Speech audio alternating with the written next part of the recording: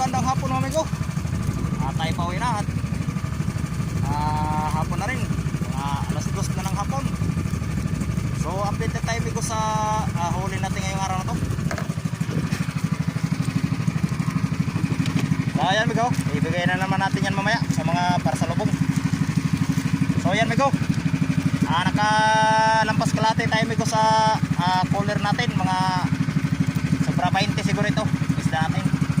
So karon pa rin amigo, may mga tamban pa rin amigo, huli natin. Saka karamihan amigo, kalunggong o babher. Yan. Saka may mga halong hasa.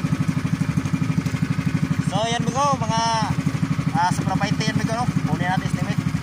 Sigurado yan, mga 20 kilos yan. Sobra. So salamat sa blessing amigo at nag-aayos na rin tayo kahit paano. Ayan, may pampinta na naman tayo mamayang hapon amigo pagdating sa tabi. Ayan amigo.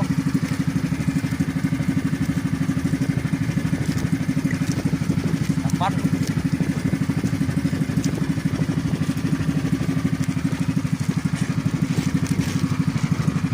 Kaya, pamigay natin mamaya amigo.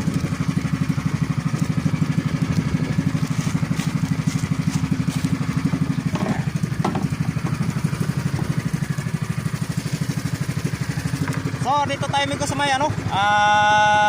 laot ng San Jose. Yan. Doon tayo kanina sa Lusa. Kaso walang sipad masyado doon. Kaya dito tayo nangisda. Sa maghapon dito lang tayo sa parting ito.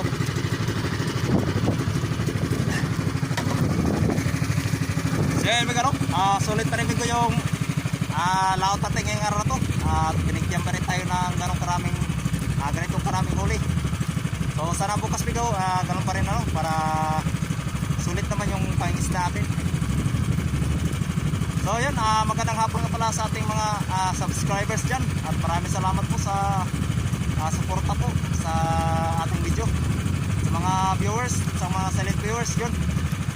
Magandang hapon po sa lahat. At yun amigo, at tayo pauwi na. At medyo malayo-layo pa yung ating tatakbuhin. So medyo lumakas na rin yung agos ngayon amigo. At pahipas na kasi ngayong hapon ngayong hapon, hipas na yung agos. So